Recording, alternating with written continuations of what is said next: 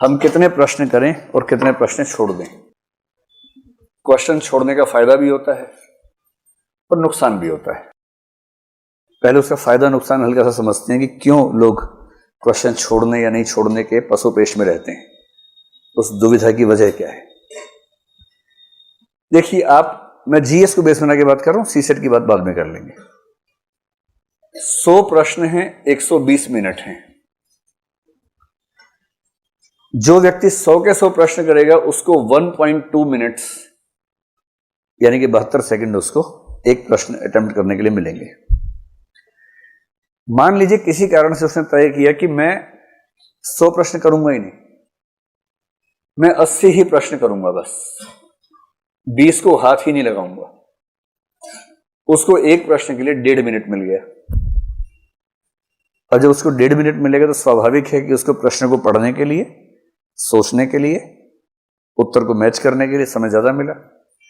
और हो सकता है कि इस वजह से उसके 5-7 सवाल वो ठीक हो जाएं जो 100 करने के चक्कर में गलत हो जाते हैं। इसलिए कई लोग स्ट्रेटेजिकली कम प्रश्न करते हैं कि इतने करूंगा उतने ठीक कर दूंगा, बस ज्यादा करने के दबाव में रहना ही नहीं है। तो एक फैक्टर तो हो गया रीडिंग स्पीड।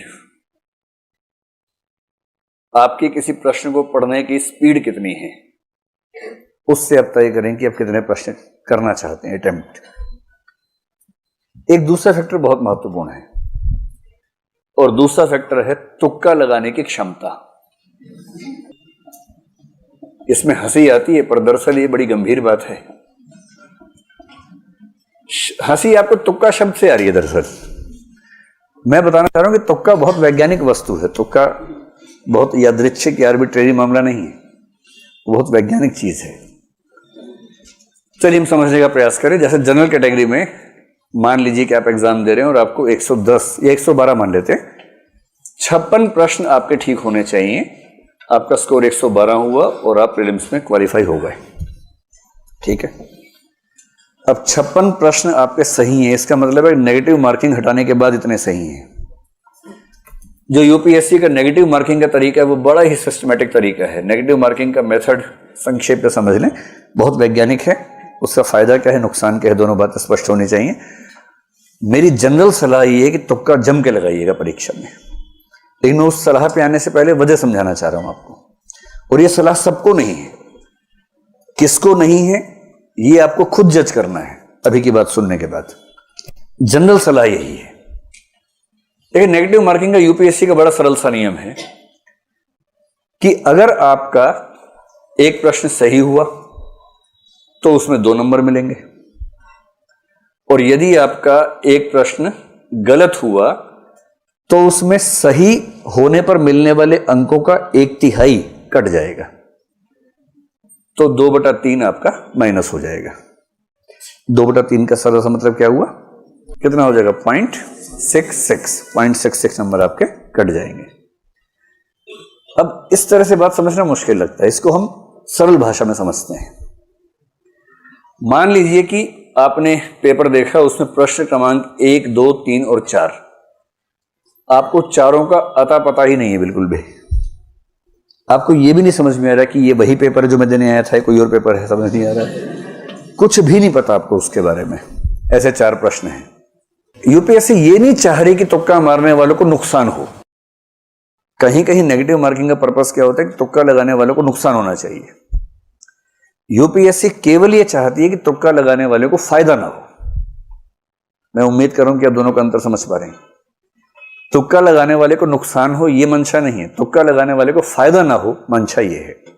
कैसे ये मंशा है, सिंपल प्रोबेबिलिटी है कि चारों प्रश्नों में 4-4 ऑप्शंस हैं और आपको एक भी नहीं आता है। आपने पहले प्रश्न में 4 में से रैंडमली कोई भी लगा दिया, सही होने की संभावना कितनी है, 1/4 है। आपने चारों प्रश्नों में तुक्का लगाया, सही होने की संभावना कितनी है, 1/4 है। सिंपल लॉ ऑफ प्रोबेबिलिटी कहता है कि आपका 1 ठीक होगा, 3 गलत होंगे। 1 ठीक होने से 2 नंबर मिलेगा, 3 गलत होने से 2 नंबर कटेंगे, और इसका मतलब है कि आप 0 के 0 हैं। अगर आपने 4 प्रश्नों में तुक्के लगाए तो स्कोर आपका 0 ही रह जाएगा। इसलिए इन्होंने जो नेगेटिव मार्किंग की कसौटी रखी है कि 3 गलत प्रश्नों पर उतने ही नंबर कटेंगे जितना एक सही होने पर कटते हैं, इसके पीछे का आर्गुमेंट ये है। इससे सरल सा निष्कर्ष है कि तुक्का लगाने से फायदा हो ना हो, नुकसान तो नहीं होता है। एक निष्कर्ष निकलता है ये वाला, तो नुकसान तो हो ही नहीं रहा इससे। अब भगवान करे कि मान लीजिए कि तुक्का लगा 2 ठीक हो जाए बाई चांस, सोच के देखिए, अगर ऐसा हो जाए, मान लीजिए अगर ऐसा हो जाए, 2 सही होने पर इसको 4 नंबर मिल गए, मिले ना, जबकि 2 गलत होने पर इसका जो कटा है वो केवल 1.33 कटा है। और इसका मतलब यह हुआ कि अब ये बराबर नहीं है, अब इसको 2.67 मार्क्स का शुद्ध लाभ मिला है, केवल इस वजह से कि इसने 4 में से 2 तुक्के सही कर दिए। आप मेरी बात समझ गए? और यदि कोई तुक्के में इतना माहिर है कि 4 में 3 ठीक कर दिए उसने, 6 नंबर मिले, नुकसान कितना का हुआ? केवल 1 गलत, 0.66, 5.34 का उसको शुद्ध लाभ मिला। और असली बात यह है कि अगर आपको प्रीलिम्स क्वालिफाई करने के लिए 56 प्रश्न करने हैं, मेरी समझ में यूपीएससी देने वाले 5 लाख लोगों में से मैक्सिमम 5 ऐसे होंगे, या बहुत मानूंगा तो मान लूंगा 20-30 ऐसे होंगे जो बिना कोई प्रश्न गलत किए 56 ठीक कर सकते होंगे। इस एग्जाम की नेचर, मतलब अगर आपने एग्जाम दिया है या कम से कम मॉक टेस्ट ठीक से दिया है तो आप समझ सकते हैं।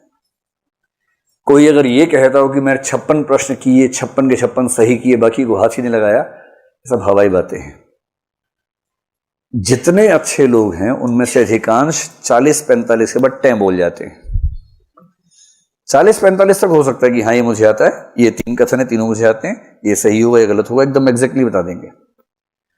40-45 के बाद तो एक गेम चलता है, गेम ऑफ एलिमिनेशन, जिसको हम सीधी भाषा में बोलते हैं तुक्के की प्रतिस्पर्धा। ज्यादातर सफल लोग वही हैं जो तुक्का अच्छा लगाते हैं। अरे पढ़ते तो अच्छा है ही, अच्छी पढ़ाई के साथ साथ अच्छे तरीके से तुक्का भी लगाते हैं। तुक्का कैसे लगता है उसको समझे। तुक्का शब्द थोड़ा हास्यास्पद है, उसके पीछे की जो गणितीय विधि है हमें वो समझने की जरूरत है। अब अपने 56 की 112 है। एक तरीका और है, आप इसमें 4 प्रश्न जोड़ दीजिए कि आपने 60 प्रश्न सही किए, 12 प्रश्न गलत किए, तो भी आपका स्कोर 112 ही रहेगा। कितना सरल है। अगर 56 प्रश्नों से 112 मिले, आपने 4 ज्यादा सही कर दिए और 12 गलत कर दिए, 4 सही से आपको उतने नंबर मिलेंगे जितने 12 गलत होने से कटेंगे, आपका स्कोर उतना का उतना रहेगा। इसका और भी तरीका हो सकता है, आपने 65 प्रश्न सही किए और आपको 30 प्रश्न 30 गलत करने का ऑप्शन मिलेगा। 56 चाहिए ना, नहीं 27 प्रश्न गलत करने का विकल्प आपको मिल गया और उसके बाद भी आपका स्कोर कितना है? 112 है।